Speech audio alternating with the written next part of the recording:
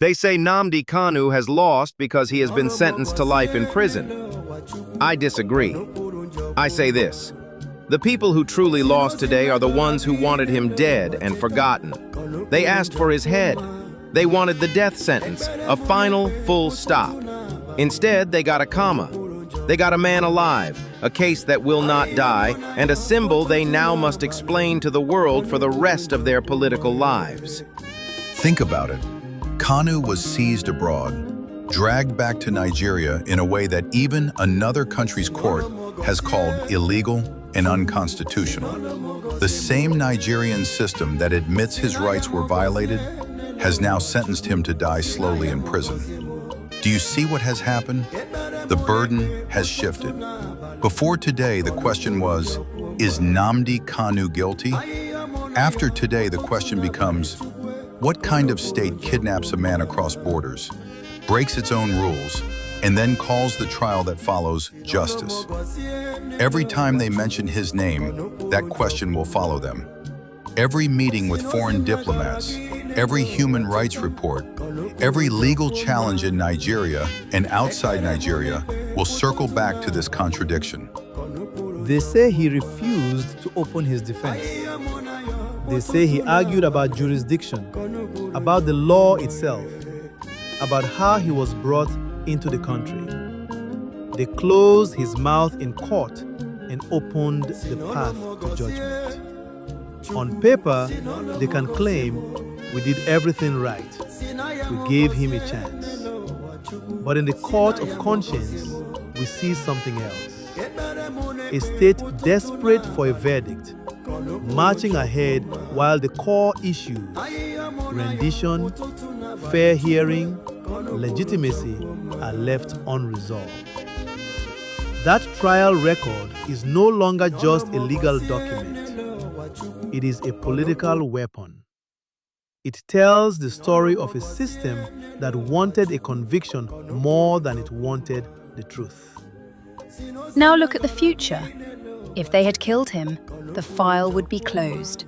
They would say, "Case over, move on." But a life sentence means the case never really ends. Kanu becomes a permanent question mark hanging over Nigeria's claim to justice and democracy. Every year he spends in detention is another year of petitions, protests, court appeals, international campaigns, and private doubts in the minds of honest people within the system. He is no longer just a man on trial. He is a mirror held up to the face of the Republic. So yes, in human terms, this is painful. A man's freedom has been taken. A family is hurting. But politically, morally, symbolically, this is not the clean victory his enemies wanted. They did not silence him. They preserved him, alive, unresolved, and dangerous to their narrative. From today, the noose is no longer on his neck. It is on the neck of those who wanted to hang him. It is now on them to prove again and again that what they call justice is not just naked power in a borrowed robe. History has a long memory. It may one day record that on the day they thought they finished Nnamdi Kanu, they actually put the Nigerian state itself on trial, and the world has only just begun to listen to the evidence.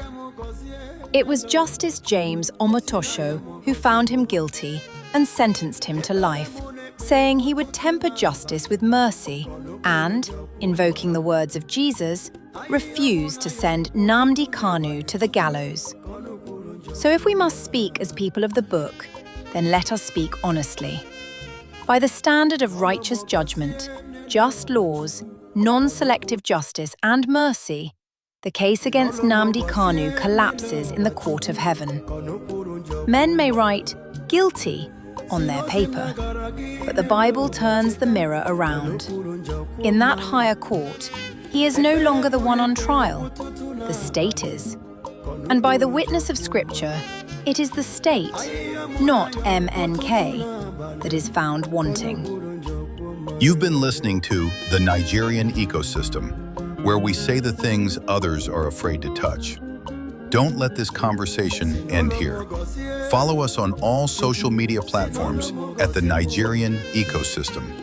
Like, share, comment, and tag a friend who needs to hear these voices. Stay connected, stay informed, and stay awake. Once again, it's at the Nigerian Ecosystem everywhere.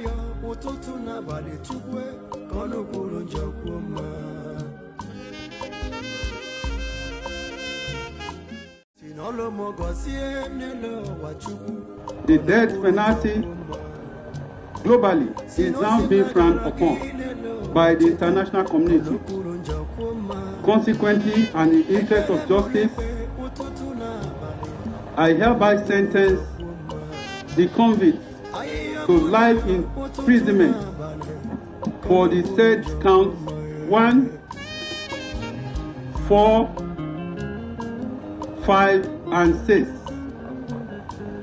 instead of death sentence. Life is sacred to God. With respect to count 3, he is hereby sentenced to 20 years imprisonment without no option or fine. For count 7, he is sentenced to 5 years imprisonment without no option or fine.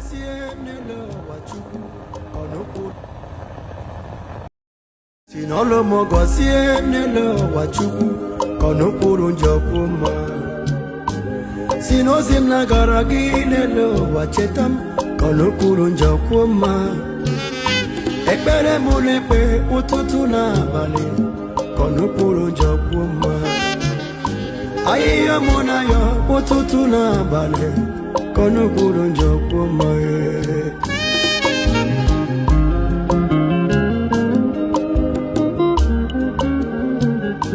sinolo mogosie Chubu sinolo mogosie mo sinaya mogosie nelo wa chubu sinaya mogosie mo ebere mo nepe